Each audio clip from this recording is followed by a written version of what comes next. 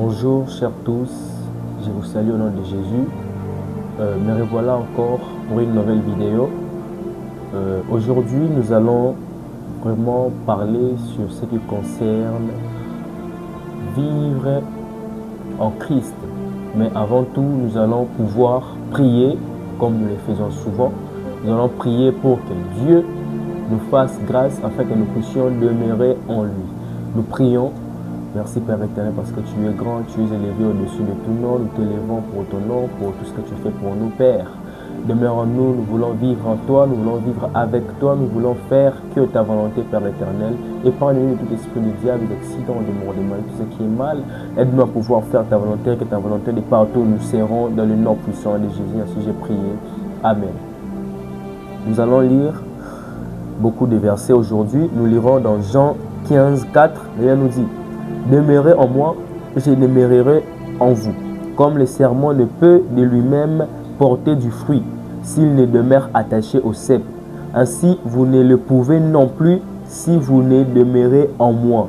Nous prendrons Romains 8, 8. Et il nous dit: or, ceux qui vivent selon la chair ne sauraient plaire à Dieu.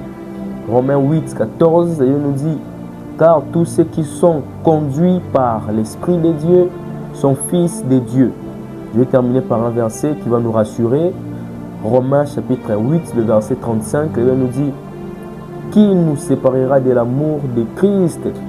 Serait-ce la tribulation, ou l'angoisse, ou la persécution, ou la faim, ou la nudité, ou le péril, ou l'épée? Parole du Seigneur. Alors aujourd'hui, nous allons soulever quelques deux grands points pour parler de ces versets que nous avons lus maintenant.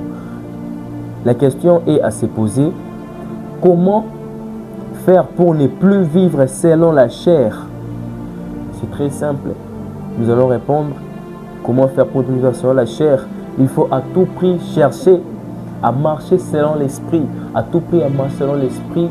Comment? Pour marcher selon l'esprit, il faudrait d'abord savoir qu'est-ce que tu dois faire pour vivre selon l'esprit. Comment tu dois faire pour vivre selon l'Esprit de Dieu? Tu dois t'attacher d'abord à Dieu. Tu dois d'abord apprendre à bien maîtriser ce qui est ton don en fait.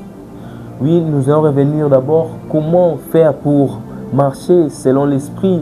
Il faudrait vivre d'abord selon Dieu, selon la parole que nous lisons parfois dans la Bible. Quand elle nous dit parfois: oui, marche selon l'esprit et vous n'accomplirez pas les désirs de la chair.